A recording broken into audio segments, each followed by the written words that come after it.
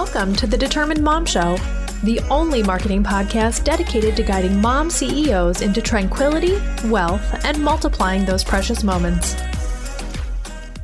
Hello, everyone, and welcome to the Determined Mom Show. Today, I have Sarah Torres-Ferrick here with me, and she is the owner of HR Circle Online, and she's going to be talking to us about how to know when it's time to start hiring a team for your business so that way you can get your valuable time back. So welcome, Sarah. Hi, thanks for having me, Amanda. I'm really excited to be here. Yeah, definitely. I'm very excited to have you. And I am really curious about your topic because I think this is probably one of the biggest hurdles in owning your own business that any person faces, really. I mean, it's like knowing when to hire, who should I hire? Should I hire an employee, a contractor? What is the difference? What are the benefits? And I think you are just going to bring so much value to our audience today. Oh yeah, it's definitely risky and scary. So we all need a little help before we make that jump. Yeah, exactly. So before we get started into the actual topic, let's talk about you and how you got started in your business and what kind of drew you into HR and all of those things. Well, like many HR folks, I kind of fell into it. I got a degree in philosophy, but I couldn't really figure out how to get paid to philosophize. My dad was in HR for the government, and I found out about an HR internship, and I kind of fell into it, and that was 11 years ago. So most of my HR career has been for, big government organizations. During that time, my husband started his own business, and I really did the business side of it. So for about 10 years, I guess we've had a family business. His business is in like the baseball, softball, youth sports realm. And it was, I guess, about 2 years ago that I was talking to him, and like any husband, he finally had a good suggestion. And I kind of was talking about, that whole climbing the corporate ladder. And he kind of was that slap into face to say, I don't think the problem is you need another, rung up that ladder. I don't think it is. And he's like, you realize when you're helping me with HR, when you're helping the other businesses, my business friends, partners with HR, that's a job. Like people could pay you for that. And then you could do what I do, because I was seeing him this whole time working from home, being more fluid with his schedule, not having to worry about if somebody has a wedding, what are you going to do? Yeah. So he really kind of pushed me into the realm, and, he was right. I loved it because I did kind of love helping small businesses. So in my HR company, I'm really focused on small businesses, those businesses that maybe have less than 50 people. They're probably making their first decision. And I just love it. And I especially love helping moms like myself, because I want moms to know that, you started a home business, you started something, and it can grow without you sacrificing everything you loved about it. I take a little part of that fun, selfishly for myself. Yeah. Well, that's awesome. I mean, we all have to find that thing that keeps us going inside of our business. And I love that, you have that passion for working for moms as well. So I love it. Okay. So tell us a little bit about, this is probably the biggest confusion. Tell us a little bit about the difference between hiring an employee and hiring a contractor. Yeah. So it's very complicated. And there's a lot of different government agencies and states that have different rules. So you really have to know where you're located. Like if you're in a state, like I'm in Virginia, you're not going to have that many restrictions. If you're in California, you're going to have a cajillion restrictions. But generally, what you want to think about is the first answer is you're hiring somebody as an employee, and hiring them as an independent contractor would be an exception, right? So what you should do when you're making that leap is first think about yourself and what are you looking for? Are you the type of person that needs to be in the details, needs to be in the weeds? You need to have control over what the employee is doing specifically, when they're doing it, how they're doing it, what systems they're using. If that's the kind of leader that you are, which is good, which is fine, then you're probably going to want to have an employee. If what you're really looking for is, I want this goal accomplished, I need help with this specific thing, then that's probably going to be an independent contractor. The next thing you want to look at is the type of work you're looking at. Are you looking at somebody to support you? And that could be in two realms. You could be looking for someone to support you that's really an expert. So it's something that you can't like Google your way to, you can't podcast your way to, you can't YouTube your way to. You're never going to listen to enough podcasts to be an attorney or to be an accountant, right? You're never going to watch enough YouTube videos to be a manufacturer, if you're trying to, do a product business. So those kind of things are probably those aren't going to be employees. When you get really big, maybe you bring that all in-house.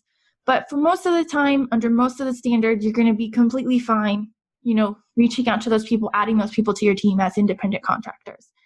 If you're looking for support staff, this is where it can get tricky because sometimes it can be an employee, sometimes it can't.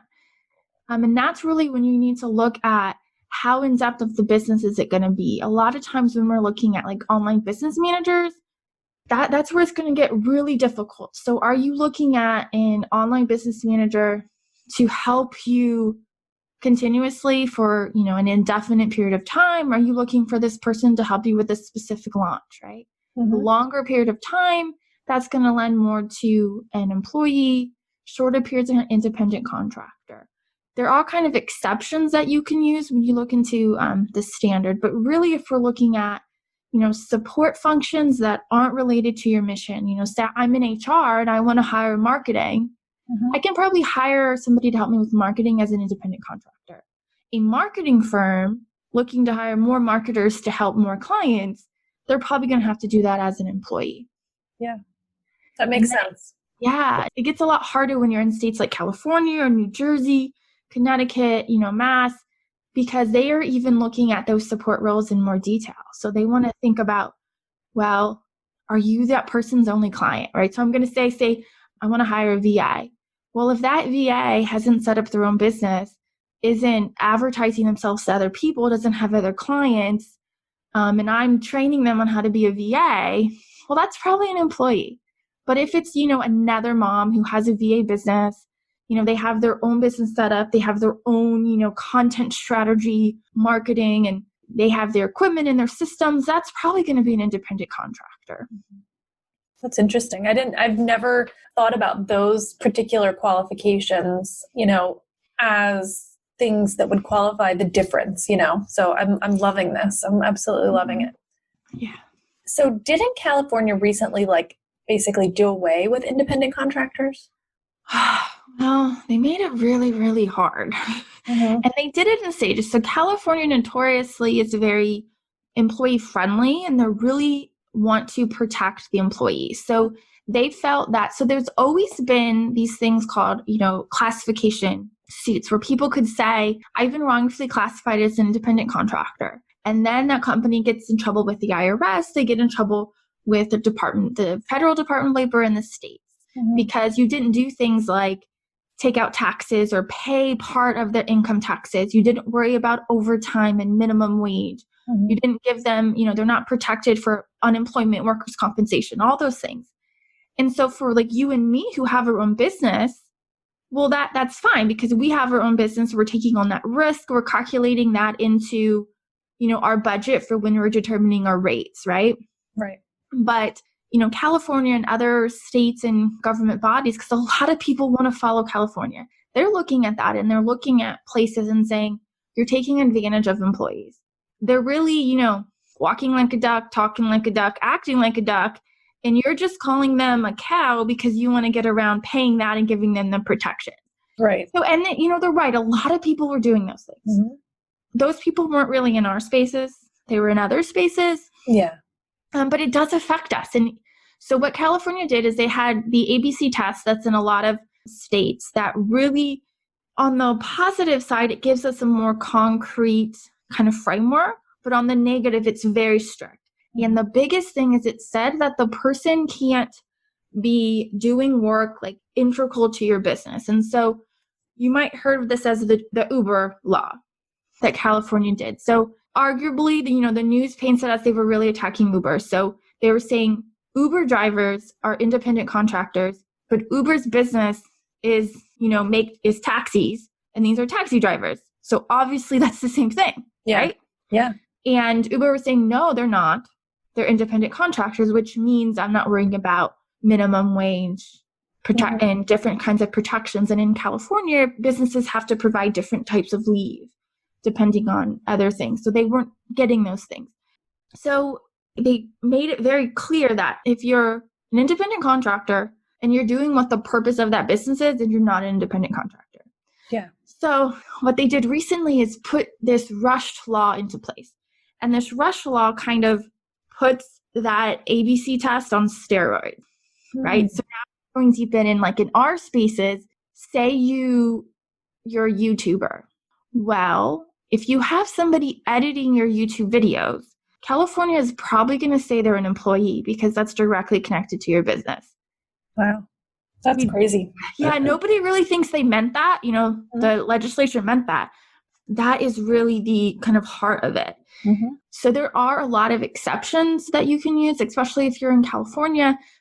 And it's really going to go with this, business to business exception. So making sure that if you are in California or you have a worker that's in California, making sure you're doing this. And the business to business exception only applies if they're actual business entities and they have other customers and other advertising.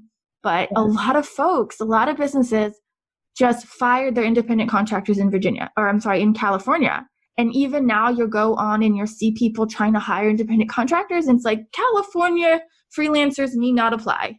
Wow. Which is really difficult for people in California. Yeah, that's very crazy. And I wouldn't have even thought of that. Now, what would be the difference between hiring and so let's say, I know someone that lives in California and she has a business consulting firm, right? So if another business wanted to hire her as a business consultant, and obviously she's got her own business and she's not an employee, that wouldn't count, right? Well, it might count.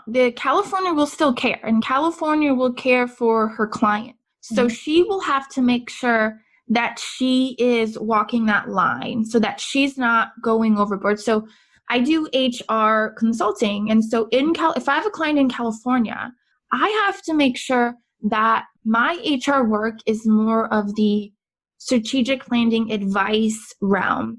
If I'm the one sitting there scheduling interviews, conducting interviews, making assessments on who to hire, then California might consider me to be an employee, even though I do have, a consulting company. So it's important for those people looking to grow their teams, but also those in California who have clients, service-based companies that have clients. They have to make sure they're staying within the confines of the rules. That's very interesting. And that almost in a way, it kind of isolates California from the rest of the world because of those, those restrictions. And of course, most people that are outside of California probably wouldn't have a problem hiring a freelancer in California just because they don't know. They're not aware of those laws, right? Well, you would think so, but California's smart, man. Yeah. So they'll trigger it because they're looking at 1099s. Yeah. So if I hire somebody in California, I gave that person a 1099 and they're putting the 1099 when they file their taxes, and California can flag it. And I don't know if they're going to decide it's me that they need to come audit or come look at. But if that's, I'm giving them a whole bunch of 1099s and I've been giving them 1099s for 5 years, they might question that. And then a lot of governments like this law, right? We see Oregon looking at it. The federal House has passed a similar bill. We don't know what it's going to do in the Senate, but it doesn't seem like this idea of, narrowing down what's an independent contractor is going away. And a lot of times it's, our elected officials really targeting people like Uber, who they feel are mistreating employees. And that really came about because the drivers came out and said they were being mistreated. It's having effects on the small business community. And especially moms, there's so many moms that just want to be a freelancer because it's what helps them. Yeah. Yeah. And it might be that, the government's trying to pressure companies to have more flexibilities. And so that will be more enticing to moms. But today, moms need to be able to be freelancers. Yeah, I agree. I wouldn't be able to run my business if I wasn't a freelancer. I just have a ton of different clients and I just do the work for them and then that's it, or, coaching or anything like that, So what about the coaching? We have a lot of coaches that listen to the podcast. So What about that coaching client relationship? Is that affected by that at all? It could. And you really want to make sure that you're keeping yourself as a separate business entity. So you want to make sure you have two properly set up business entities and you're keeping that relationship, right? So we're not going, when we're doing communications, like say you are, a business coach, and we don't want to look on your client's website and see that you're one of their teammates, right? Right. You don't want to advertise it like that. You want it to be very clear, like even for, I think coaches is a little easier because they're not going to deal with your clients. Like when you're coaching somebody, you're not really talking to their customers and their clients. Right. But you could be helping guide them into like the strategic planning of their business and making decisions. And that's where you want to, make sure you're being very clear that you're providing advice. You're providing coaching. You're not telling them what to do. You're not going to do it for them. Making sure you're within those bounds and keeping records of that would be helpful. Yeah, that's really and also, and making sure your coaching programs have a finite period of time. Okay. That can also be helpful. Okay, that's good. So like a 3-month or 6-month coaching package or something like that. Yes. With the option to renew, basically. Exactly. So it's like you're buying little things, right? Like I'm going to go and I'm going to buy this, massage package. Okay, they're not coming on as my employee, as my like personal masseuse. I'm buying this massage package. You want to think about the same thing. They're buying this coaching package where they're getting this specific thing. I told them how much it's going to cost. They don't tell me how much it's going to cost. They're not going to tell me how I'm going to do it. They're not going to, track my hours, track where I am, those things. Yeah. Okay. That's very interesting. I love this. It's making me think of a whole, like I could give you like 20 scenarios and ask you questions about them right now because I'm like, well, what about this? Or what about that? But I won't. But I think it's awesome that you have given so much insight into that. And my other question is, do you have anything that the audience can use to kind of help figure this out? So I have an HR toolkit and it has a lot of goodies. And the biggest goodie in there, there's going to be an independent contractor checklist. And this checklist is going to help you stay within those bounds that I'm talking about. And it's going to take you from, you need to establish your relationship all the way into years down the line. Just making sure that, hey, I know where those limits are and I'm going to stay within them. If you do decide to hire employees, it has some resources for you there. But I think a lot of us moms, we want to think about ourselves retaining our independent contractor status, and we might want to hire maybe a VA or an editor, somebody like that. So we want to make sure we're looking at that checklist. So we're staying on the independent contractor side and not venturing into the employee side. Yeah, I think that's a checklist that we all really need. And then especially, obviously, if you live in California, but more so in that we are running our businesses in the way that is fair to the contractors. I do have a question about that. As a business owner, can you dictate hours to an independent contractor? Like, can you dictate working hours? It seems like that would be a no. Yeah, that would be like danger zone. I would say it's better if you don't do that. Yeah. Because you really want to just say, they're providing me VA services. Yeah. Interesting. Right. And it could be that, it's an hourly rate.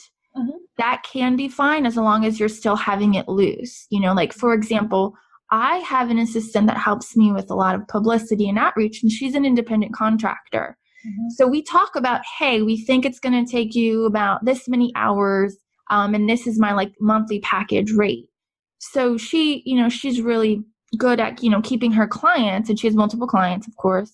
She's good at keeping everybody kind of up to date. So she might say, hey, I didn't get to this today because of my kids. I shouldn't go back to her and say, we're having a constructive feedback conversation about how I wanted that done yesterday. It's just like, oh, thanks for keeping me updated, because it's her business. She gets to decide, when she's working. Of course, I get to decide if there's like a deliverable, right? Like, it's like, I want so much outreach done every week. Yes, I can do that.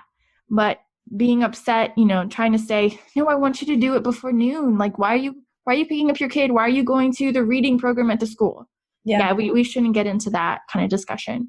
I think this is an invaluable lesson for business owners.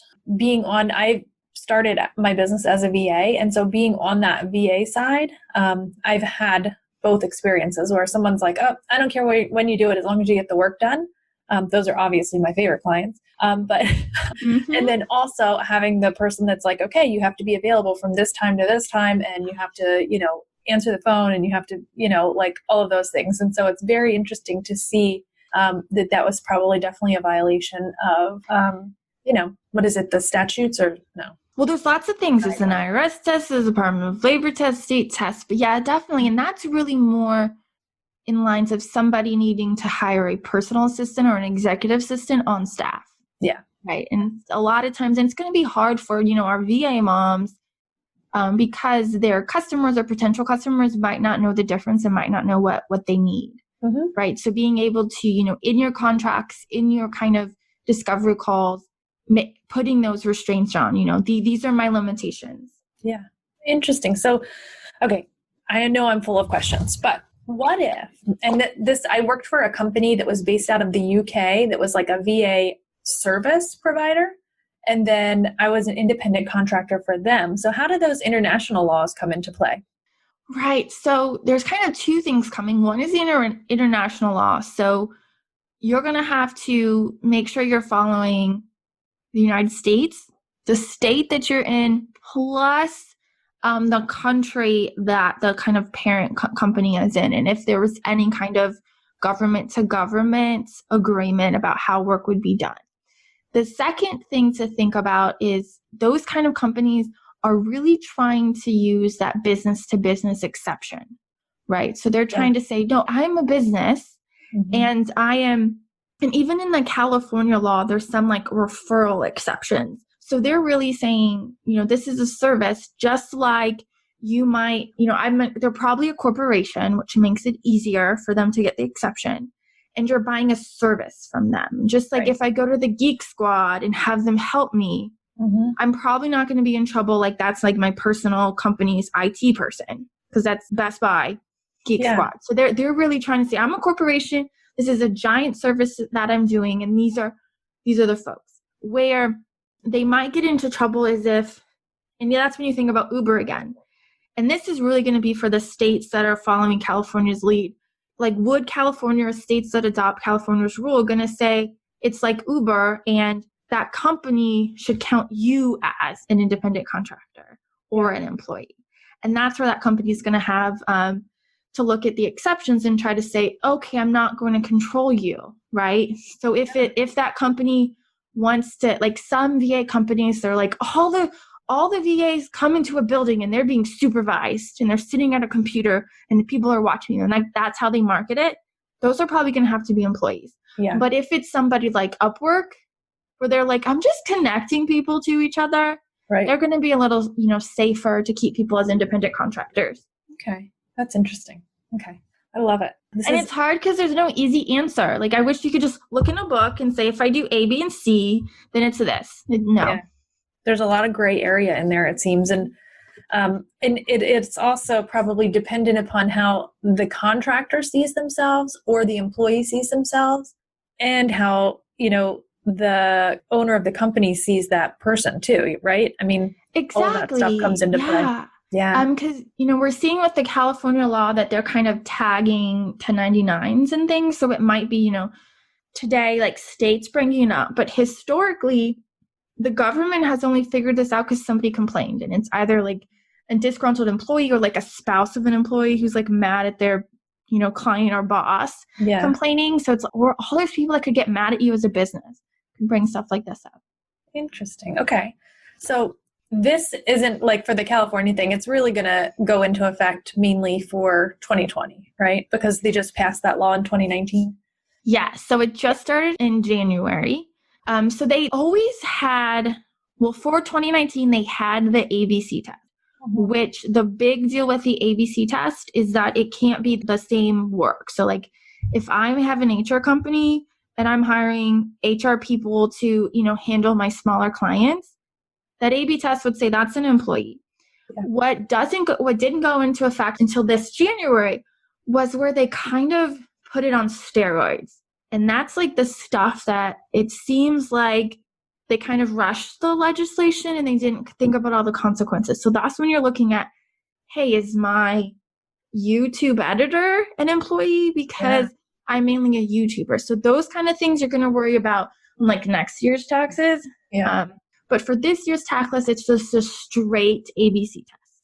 Interesting. Okay. Very cool. Well, thank you for coming on and providing us with all of this amazing knowledge. Is there anything else that you want to let the audience know about as far as hiring an employee versus a contractor?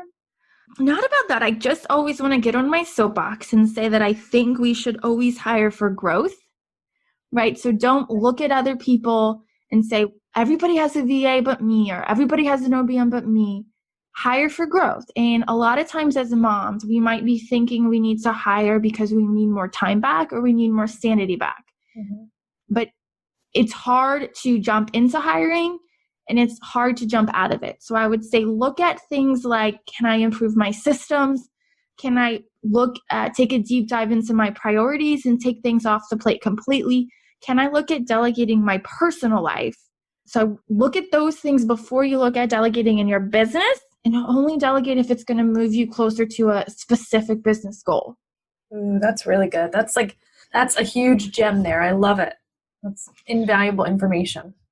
Yeah, and I know this from failures. You got to learn from everybody's failures. Yeah, exactly. And those are the best lessons. And unfortunately, I'm glad that you have learned that so you could teach us that.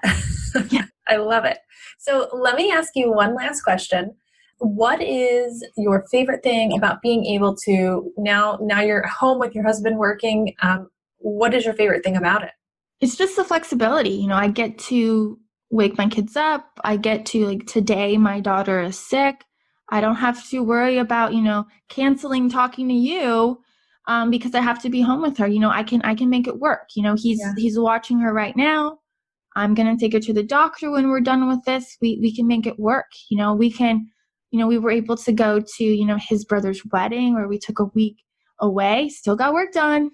Yeah. We still got to do family. So the flexibility is priceless. That's awesome. I love it. Awesome. Well, thank you so much, Sarah. I appreciate you being on here, and you just dropped about 4,000 knowledge bombs on us. And I think it's going to cause a lot of us to kind of look at our business, reevaluate, and yeah, definitely. So if you would like to have Sarah's checklist for staying in the contractor lane, you can definitely visit her website, and that will be in the show notes. But what is your website? So you can get that at hrcircleonline.com/toolkit. Perfect. Thank you so much, Sarah. Thank you so much. You had an idea. You started your business. You even filed the papers. Now you need a website. The options that are out there are hire someone to do it for at least $1,000. What would you really rather do with that money? Or you can try to DIY it on Wix or Squarespace. Try to get a friend or family member to help you in between all of their other responsibilities. You can also watch YouTube videos and try to piece it all together. Or you can join the free WordPress Jumpstart Sprint and get your site up in just 5 days. This free challenge will show you how to choose the right domain name and where and how to purchase it. And it's also going to show you how to choose your hosting provider and install WordPress, as well as choosing and installing your theme and determining what plugins you actually need. Stop letting your website hold you back. Join the 5-day WordPress Jumpstart Sprint at onlinemarketingformoms.com/sprint.